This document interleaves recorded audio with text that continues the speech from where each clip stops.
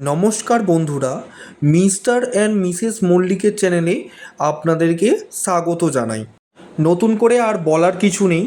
তো বন্ধুরা, তোমরা দেখতেই পাচ্ছ আমি আজ কি বানাতে চলেছি।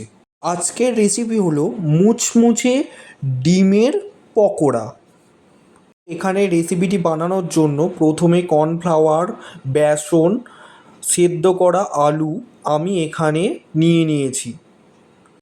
আমি এখানে 6 পিসের মতো সেদ্ধ আলু নিয়ে নিয়েছি। আর চাট মশলা নিয়ে নিয়েছি, পেঁয়াজ কুচি, আদা কুচি, টমেটো কুচি, কাঁচা লঙ্কা কুচি আর ধনে পাতা কুচি, 4টে ডিম এখানে আমি নিয়ে নিয়েছি। আলুগুলোকে নুন দিয়ে দেব ভালো করে। আমি এখানে 2 চামচ নুন দিয়ে দিলাম। বন্ধুরা, তোমরা পরিমাণ মতো স্বাদ মতো নুন দিও। এরপর স্বাদ মতো জিরা গুঁড়ো দিয়ে দিলাম। তো জিরা গুঁড়োটা আমি 2 চামচ দিয়েছি। জিরা গুঁড়োটা সানরাইজের ইউজ করেছি।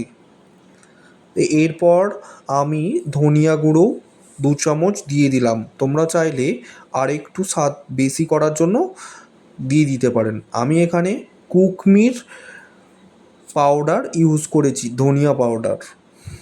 পরিমাণ মতো হলুদ দিলাম।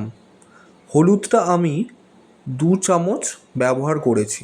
চাইলে আপনারা 2 চামচের বেশি ইউজ করতে পারেন। আমি এখানে সানরাইজের হলুদ ইউজ করেছি।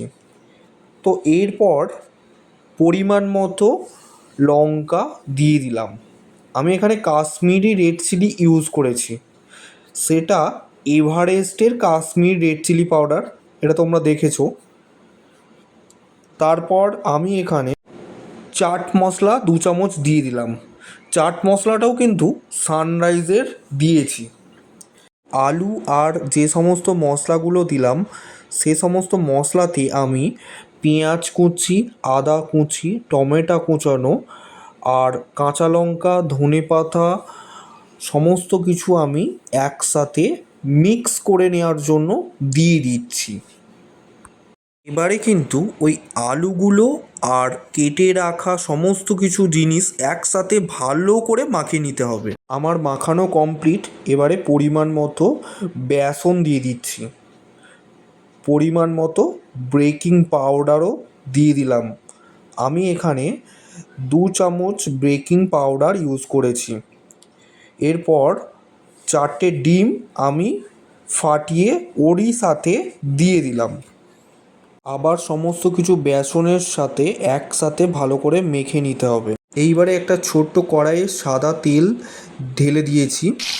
এবারে একটা একটা করে আমি ওই বেসনগুলোকে ভালো করে কড়াইয়ে তুলে দিচ্ছি। এটা কিন্তু বন্ধুরা লো ফ্লেমে করতে হবে, না হলে জিনিসটা পুরোপুরিভাবে পুড়ে যাবে।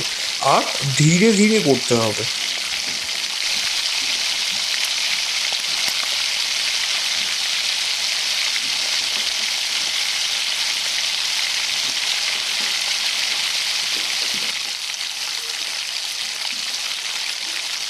বন্ধুরা, পকোড়াটা কিন্তু লাল লাল হয়ে এসেছে।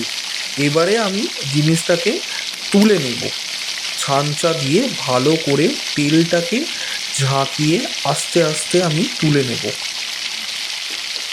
তো বন্ধুরা, পকোড়াটা কিন্তু আমার সম্পূর্ণ রেডি হয়ে গেছে। এইভাবে বানিয়ে নেবেন গরম গরম ডিমের মুচমুচে পকোড়া।